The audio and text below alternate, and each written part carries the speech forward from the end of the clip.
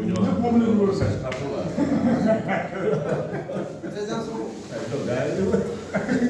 ñëpp yow la ñu war nag.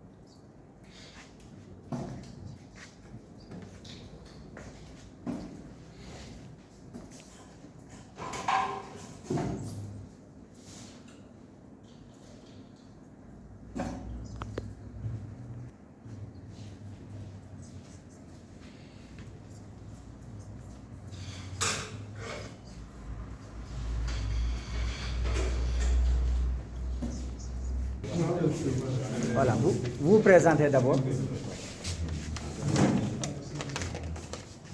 Je suis Abdou Aziz, je suis le trésorier général de l'Union démocratique des travailleurs du Sénégal, UDTS. Alors, aujourd'hui, l'UDTS a organisé un point de presse pour faire le point sur la situation des travailleurs au plan national. Qu'en est-il? Oui, vous savez bien aujourd'hui que le Front social est étendu, tous les secteurs bougent, et les travailleurs sont laissés pour compte à tous les niveaux. La non-application des dispositions réglementaires, les actes réglementaires dans ce pays, mais également parfois des comportements de privés qui se considèrent comme effectivement des impérialistes encore au Sénégal. Ça se constate. C'est pourquoi l'UDTS pense qu'il est aujourd'hui tout à fait normal et opportun de s'adresser aux travailleurs eux-mêmes. D'abord, d'être ensemble. Le front social est étendu, et chacun bouge de son côté. Nous disons UDTS, ce qui règle la situation, c'est une forte mobilisation de tous les travailleurs, de tous les secteurs. Les problèmes ne peuvent pas se régler de manière parcellaire. Aujourd'hui, si les gens sont divisés, émiettés, ils sont combattus et ils n'arrivent pas effectivement à avoir des conditions de travail meilleures. Et pourtant, ils se donnent à fond et créent la richesse. C'est pourquoi les organisations centrales syndicales pensent qu'il est opportun de faire un appel, d'abord au niveau des travailleurs, que l'ensemble des secteurs se retrouvent, se parlent, mettent en place un plan d'action pour pouvoir faire face à ces situations qui ne milent pas en faveur des ménages en général et des travailleurs en particulier. Il y a certaines sociétés spécifiques qui ont des problèmes actuels. Énormément. Je prends aujourd'hui le cas du groupe Bolloré. Voilà une entreprise qui fait plus de 7000 travailleurs, 600 travailleurs, et qui est donnée en concession, en cession, par équipe. Le preneur, c'est MSC. Vous savez, quand on achète les entreprises, c'est des capitalistes, on n'achète pas quelque chose qui ne marche pas. Et ce qui marche, c'est parce que les travailleurs sont donnés. Et l'image est très belle et attractive aujourd'hui de l'entreprise et entre les mains d'une entreprise qui s'appelle MSC. Alors, depuis le 31 mars 2022, nous l'avons tous appris par la presse. Les travailleurs sont dans une situation anxieuse. Ils ne comprennent pas ce qui va se passer demain. C'est pourquoi, nous, en tant que centrale syndicale, nous pensons qu'il est aujourd'hui tout à fait légitime et normal que des négociations s'ouvrent au niveau de la direction de cette entreprise pour parler aux travailleurs et que MSC doit s'engager sur le passif et l'actif de l'entreprise. Et ça, nous attendons ça.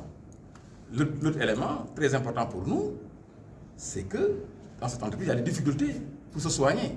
Ce qui est très petit pour une entreprise comme une multinationale, c'est l'IPM qui ne marche pas. Les travailleurs ne se soignent pas. Ils ont besoin effectivement que cette IPM soit prise en charge correctement pour jouir de ce droit à la protection sociale. Et aujourd'hui encore, nous pensons que ce n'est pas seulement le cas de Bolloré. Quand nous faisons le tour, beaucoup de secteurs sont dans les mêmes difficultés. Alors, nous invitons les organisations syndicales, les travailleurs à se retrouver, à se parler et faire face à la situation. On ne peut plus continuer comme ça. Un large front s'impose. Un large front s'impose. Que les gens oublient leurs barrières, qu'on oublie nos barrières en tant que syndicalistes, telle centrale, qu'on pense à l'intérêt général des travailleurs. C'est le moment. Qu'on solidarise avec les secteurs, avec les entreprises qui sont aujourd'hui dans des difficultés. Bolloré en fait partie. Aujourd'hui, la situation des travailleurs inquiète parce qu'on ne connaît pas où nous allons demain. Des gens qui ont bourlingué leur poste partout pour créer de la richesse. L'entreprise est vendable, est vendue à un bon prix. Il faudrait que les travailleurs s'y retrouvent. Est-ce que toutes les conditions sont réunies pour aller vers une grève générale? On ne l'exclut pas.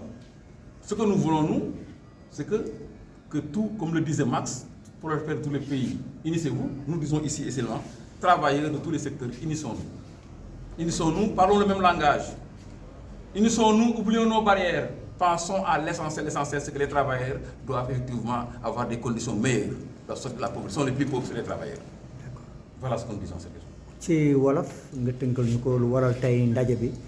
tey UDTS dafa jàkkaarloo ak presse bi ci benn situation bu ñëpp xam te mooy secteur yëpp dañu yëngatu ndax ay jafe-jafe bi ci njëkk mooy ñàkk respecté code du travail ci entreprise yu baree ñàkk respecté ay convention wala ay accord ci entreprise yu baree ñàkk a yemale ay liggéeykat ci ay secteur wala fonction publique loolu mooy xeex bi tey nga ñëw dans le secteur privé dañ leen di exploiter externaliser le personnel amatul carrière l'emploi est précaire travailleur bii tiit saa yu xëy foog ni mën a ñàkk liggéeyam et des yaakaar ni comme ku nekk ngi xeex sa secteur jàpp na tey mu woo ñëpp ñu ànd nekk benn fàtte suñuy barrière parce que bëri na lu ñu xew tey jëm ci élection moo tax kenn ku ci nekk wane sa bopp alors que tey li am solo balaa élection di am mooy liggéeykat yi nekk benn xeexal seen bopp ñu fexe ba centrale syndicale yi wala syndicat yi travail yi wóoluwaat leen ndax dañu ñàkk a wóolu fi ñu toll ndax ñàkk leen fekk seen terrain kon yéen dafa woote pour ñu xam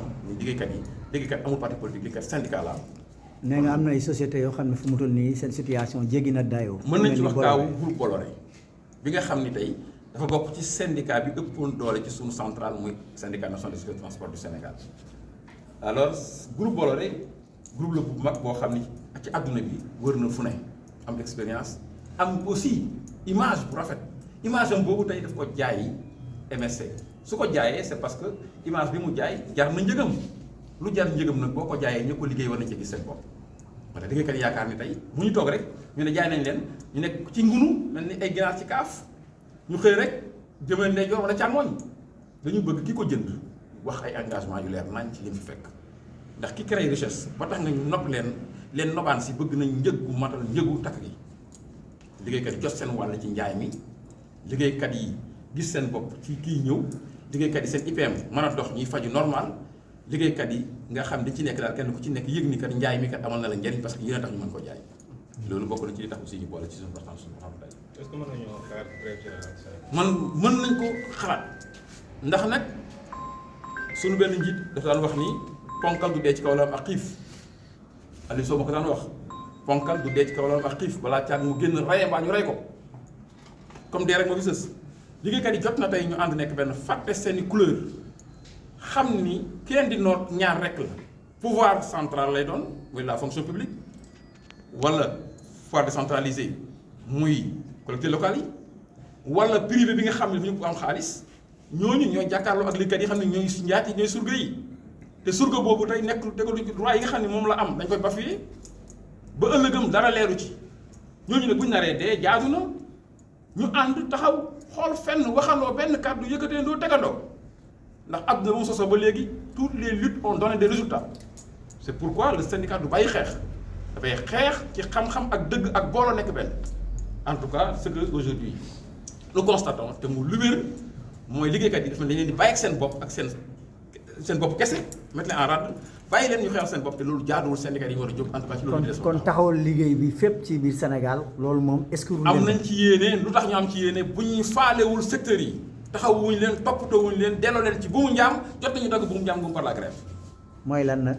mooy ànd d'abord le plan d'action mobilisation de l'ensemble des secteurs d'activité l'ensemble des délégués toutes les entreprises waxtaan ak centrales syndicales yi discuter ensemble tous les secteurs bañ a indi sa jëmu bopp kese muy indi tous les travailleurs su boobaa nag dañu xam ni liggéeykat yi jóg nañ te ñoo yor réew mi. pour def lan. pour taxaw jàkkaarloo ak ñi nga xam ni dañuy. mooy grève générale. du ma wax mënuma décréter grève générale mënuma ko décréter parce que dama bokk ci instance muy UDTS ay instance am war daje ñeent centrales yi bokk daje ndax grève générale ñun rek ñoo ko mën waaye dañu wax ni jaadu na tey fi ñu toll ñu utiliser tous les moyens de lutte pour faire face à la situation des travailleurs. Merci.